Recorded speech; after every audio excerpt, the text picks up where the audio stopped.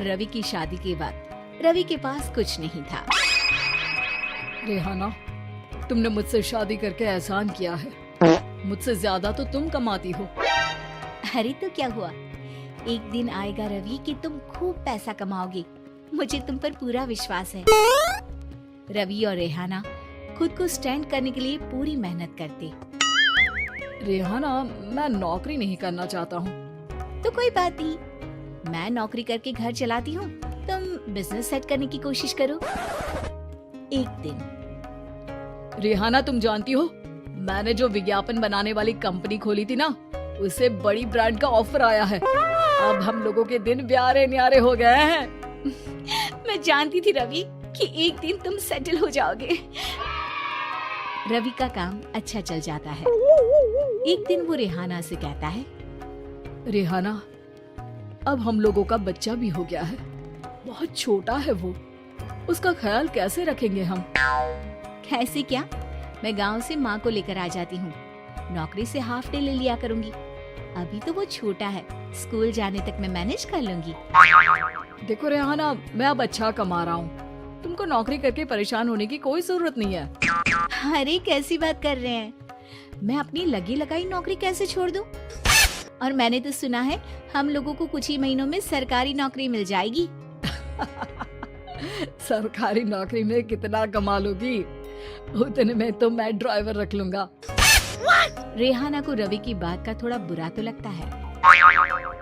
कम से कम मेरी नौकरी की इतनी बेइज्जती मत करो। भूल गए, इसी नौकरी के बदौलत तुमने अपना बिजनेस खड़ा किया है।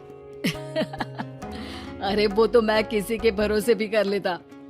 देखो, अपने बच्चे को संभालो, घर का काम करो। अब बाहर जाती तुम अच्छी नहीं लगती हो। रेहाना रवि के कहने पर नौकरी तो छोड़ देती है, लेकिन अब बड़े से घर में उसकी कीमत किसी नौकर से कम नहीं होती। एक दिन रवि का दोस्त आता है। भाभी, हम लोग तो आपको तब से जानते हैं जब से आप लोग शादी होकर इस शहर में आए थे। आपकी बदौलत ही सारा बिजनेस खड़ा हुआ है। ये किस्मत तो आप ही की है भाभी। हाँ हाँ भाई, हमारी मेहनत तो कुछ है ही नहीं। अरे होगी, लेकिन भाभी की किस्मत के आगे कुछ नहीं। दोस्त वहाँ से चला जाता है, लेकिन रवि का गुस्सा सातवें आसमान में होता है। देखा कैसे बोल रहा था? अरे बिल्कुल अच्छा आदमी नहीं है ये। कैसी बात कर रहे हैं आप? प्रशांत भैया तो बहुत अच्छे इंसान है रवि। कैसे उन्होंने हमारे मुश्किल वक्त में हमारा साथ दिया था।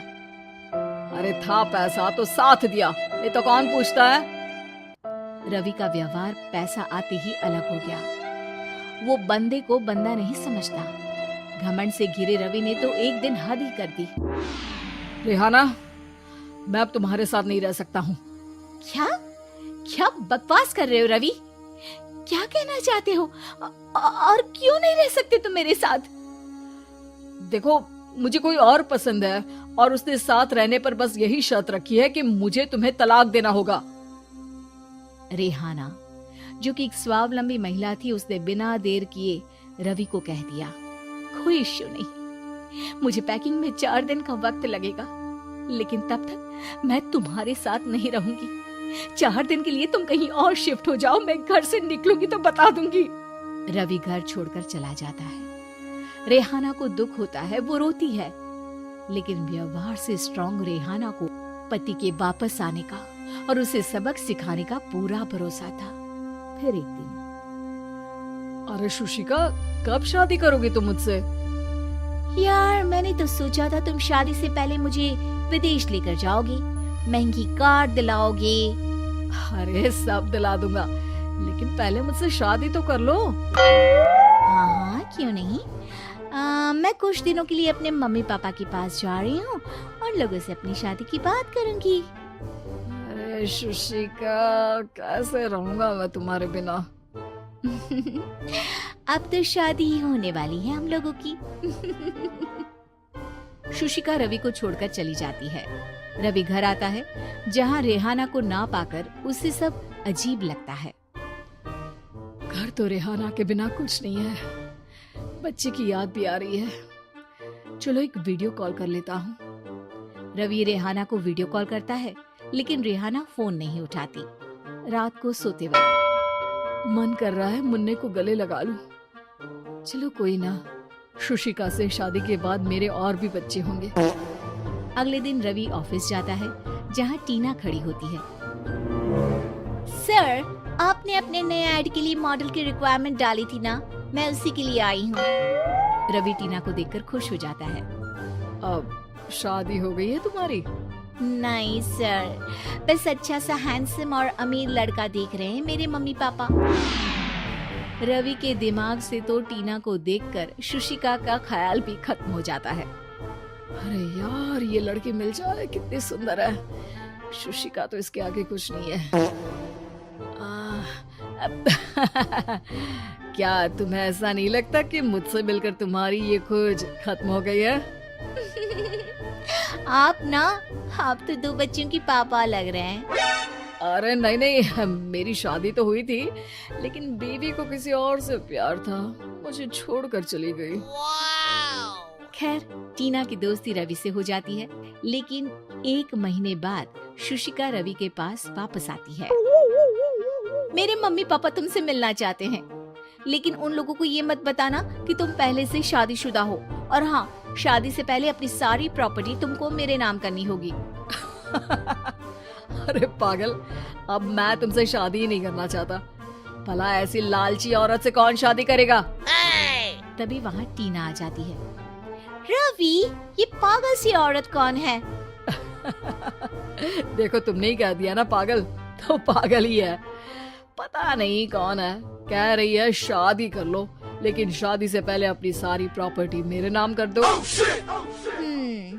बोल तो सही रही है। वैसे तुम जानती हो, मेरी एक सहेली है, उसके पति ने उसे पैसा आते ही छोड़ दिया, जबकि उसको खड़ा करने वाली ही मेरी सहेली थी। और मुझे भी भरोसा नहीं है, अगर मैं भी तुमसे शादी करूंगी तो तभी जब तुम मेरे नाम अपनी सारी प्रॉपर्टी कर दोगे। अरे हाँ, क्यों नहीं, बिल्कुल कर दूंगा। रवि और टीना की शादी की तारीख तय हो जाती है। वो अपनी सारी प्रॉपर्टी के कागज लेकर शादी वाली जगह पर पहुंचता है, लेकिन वहाँ टीना आती नहीं। रवि टीना को मैसेज करता है, कहाँ हो? सॉरी, मैं तुमसे शादी नहीं कर सकती, मुझे तुमसे भी ज्यादा पैसे वाला मिल गया। रवि को गुस्सा आ जाता है। वो गुस्से से सारा डेकोरेशन तोड़ रहा होता है कि वहाँ रेहाना आ जाती है। सर, क्या हो गया? क्या डेकोरेशन पसंद नहीं आई आपको? तुम यहाँ क्या कर रही हो? मैं यहाँ की डेकोरेटर हूँ। क्या आपको पसंद नहीं आई यहाँ की सजावट? रवि दौड़कर रेहाना के गले लग जाता है। मुझे माफ कर दो रेहाना। रवि रेहाना के गले लग जाता है और रेहाना टीना को थैंक्स का मैसेज करती है। उम्मीद है कि आपको हमारी ये कहानी पसंद आई होगी।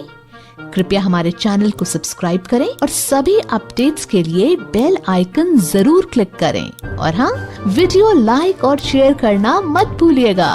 Bye bye.